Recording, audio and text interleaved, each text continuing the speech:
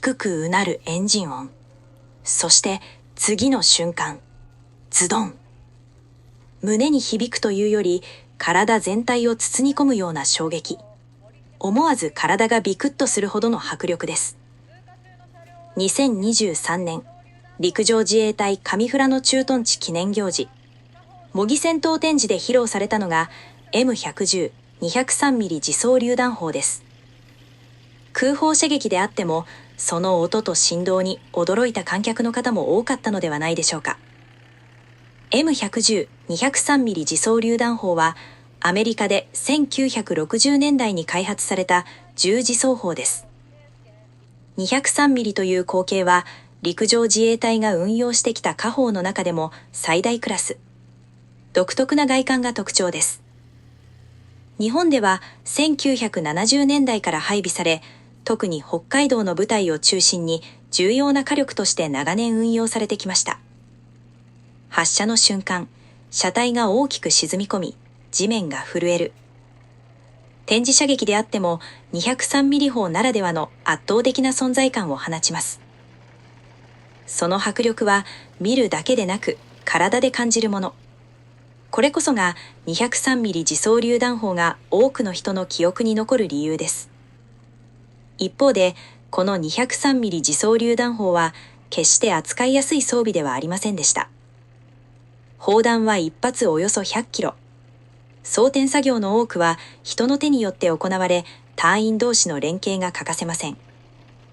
声を掛け合い、動きを揃え、一発一発を丁寧に準備する。203ミリ自走榴弾砲は人と人との信頼関係によって成り立っていた火砲でもありました。実はこの203ミリ自走榴弾砲、映画ファンには少し馴染みのある存在です。映画ゴジラシリーズに陸上自衛隊の装備としてたびたび登場しています。怪獣に立ち向かうその姿に現実の防衛装備としての重みを感じた方もいるかもしれません。気になる方はぜひ作品の中で探してみてください。203ミリ自走榴弾砲にはサンダーボルトという力強い愛称が使われることもありました。ただ、陸上自衛隊の配備部隊では自走20、あるいは20榴といったシンプルな呼び方が一般的でした。現場らしい実直な呼び名です。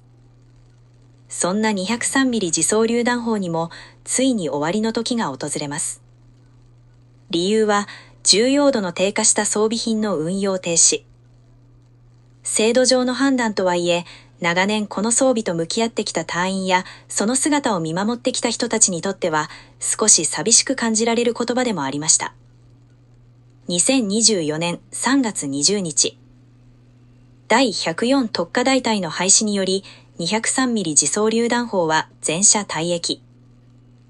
一つの時代が静かに、しかし確実に幕を下ろしました。私この上富良野の第4特化軍の第104特化大隊に所属してまして、竹本拓司と申します。で、簡単な経歴については私高校卒業しまして、そのまま自衛隊に二等陸士で入隊して、九州の熊本の方でずっと陸曹でやって、でその後幹部に任官して、で平成18年にこの上富良野に来まして、はい、ここで幹部の第一歩を歩んだ。でその時の最初が120大隊で同じ20榴でですね、はい、でその後ここの地対艦 SSM と、でまた4軍に戻って MLRS の130大隊で、その後また九州に戻ってですね、九州の第8特化連隊という特化の F170 というところを扱っているそこに戻って西方の特化連隊というところで参加長という職務について、で去年の8月にこちらに戻ってきて今大隊長にさせてもらっています。この火砲については13名編成なんですけども、20榴、本当一番大きい火砲の13名編成で、班長、全般を指揮する、班長が1名いて、上に位置してるんですけども、その他照準する照準手がそれぞれに、2名います。照準する人、それから弾をこれ装填機とか言うんですけど、装填する人、あと弾込めて撃発する人とでが上に5名いて、それ以外の8名は下で、弾を扱ったり装薬扱ったり、っていうような役割で、13名編成でやってます。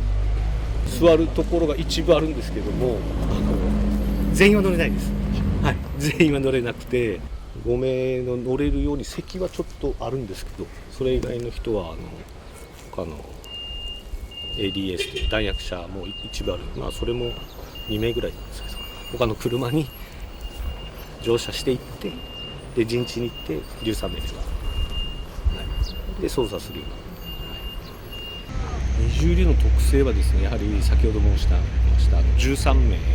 で運用するっていう話と、あとそれからやっぱり弾が重くてですね、100キロ近くありまして、でやっぱそういうところもあって、やっぱり砲班長もそうなんですけど、13名12名指揮するんですが、砲班長もそうだし、他の隊員もやっぱ声が大きいっていう特性がですね、やっぱりエンジンかけながら射撃することもあってですね、結構早期なんで結構大きい音がするんですけど、やっぱその中で指揮しなきゃいけないので、やっぱ声が大きいっていう特性はありますね。これやっぱ古いのでアナログなんですよね。基本的にもうほぼ手動、で他の、例えば QQSP なんか、下手したらボタン一つポッと押したら自動でとか発射をピッてしたらですね行くんですけど、これはもうほとんど手動で、一部自動は弾を装填する時だけが自動で、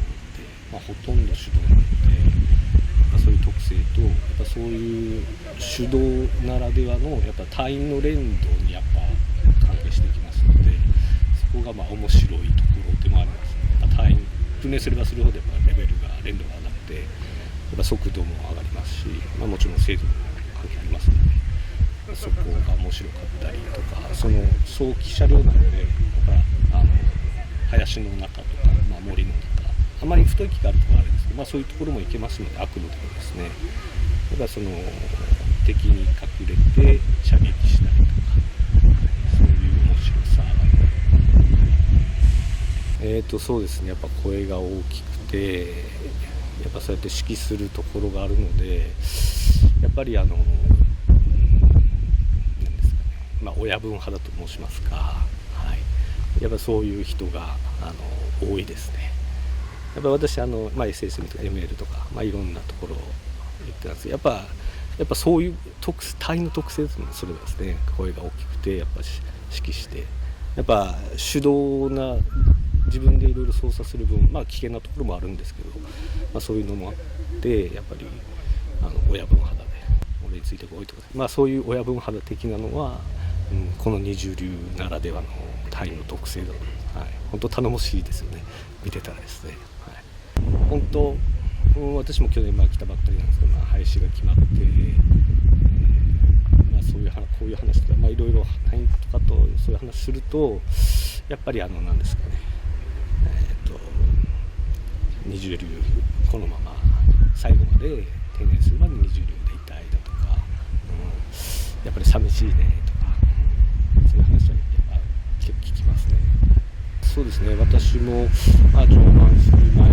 上板した後も本当に危惧していたんですけども、それは本当全く感じてなくて、みんな今月も実写とかあるんですけども、そういう訓練の目標とか、私たちも意識はしてるんですけど下がらないようですね。でもそこの隊員の廃止に関わる士気の低下というのは、ちょっと私はびっくりしてるんですけど、全く感じてないですね。で中隊、直接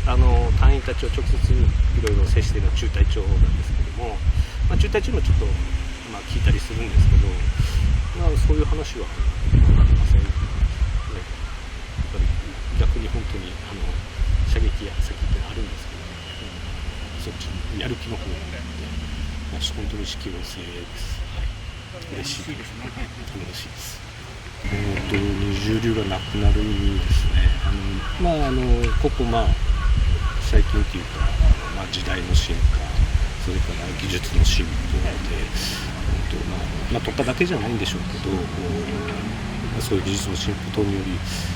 GPS 誘導弾とかそういう精密砲弾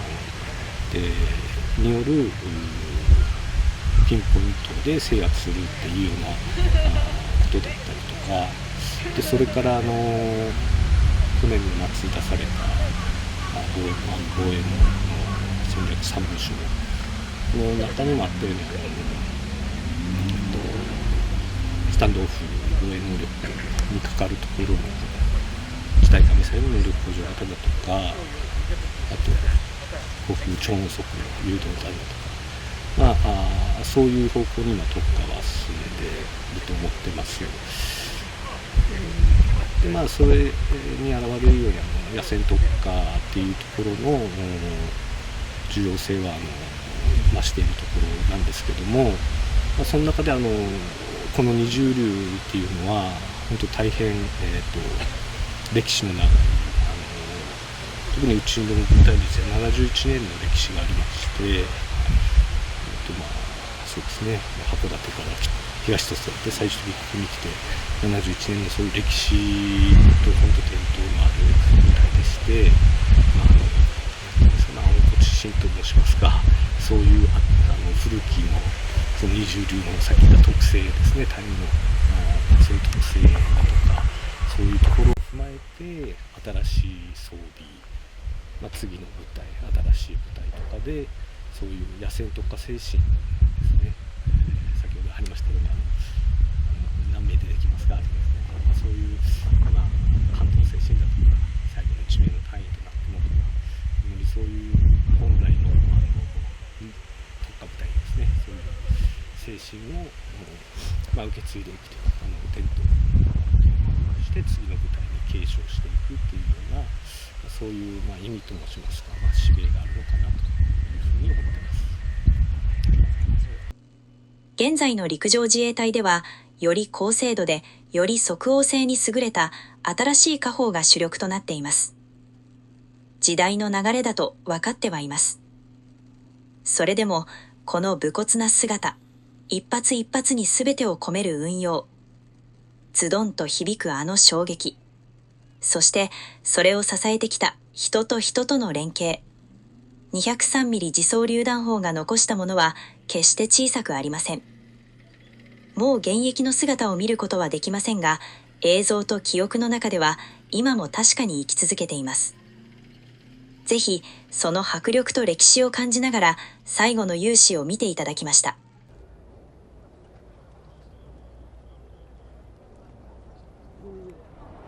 F2 戦闘機が続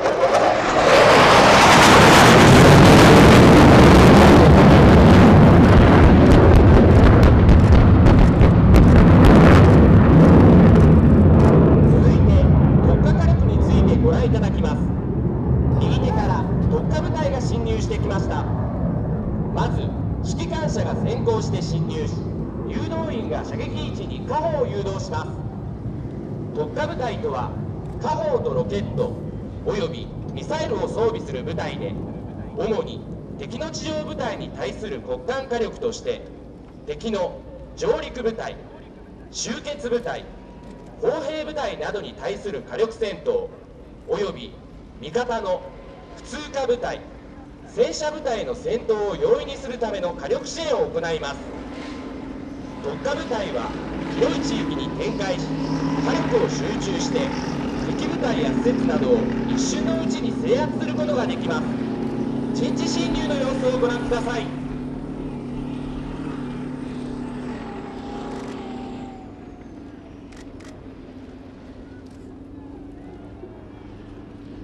青色で表示された火砲は203ミリ自走榴弾砲で、陸上自衛隊が装備する最大の火砲です。これら2種類の火砲は仮に現在地から射撃しますと熱海市付近まで射撃をすることができます。ここでは海上広場の203ミリ自走榴弾砲および FH70 それぞれ1門の射撃とタイミングを合わせ、後方の陣地から中隊主力もしくは大隊主力が射撃し、三田山に同時に弾が落ちるようにします。はじめに203ミリ自走榴弾砲の集中射撃をご覧いただきます。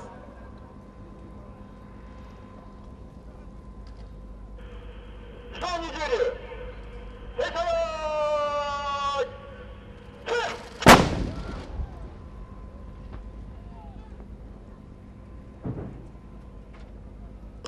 ランチャー今。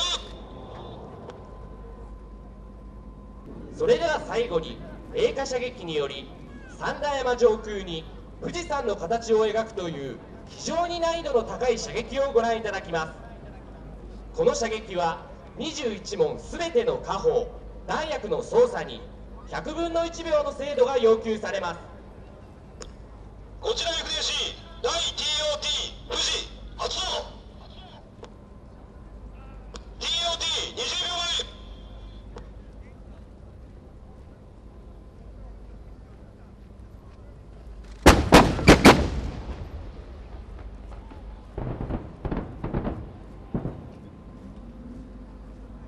ワンチャーク今。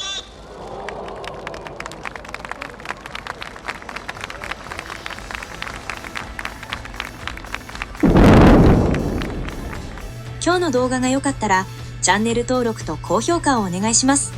それではまた次の動画でお会いしましょう。バイバーイ。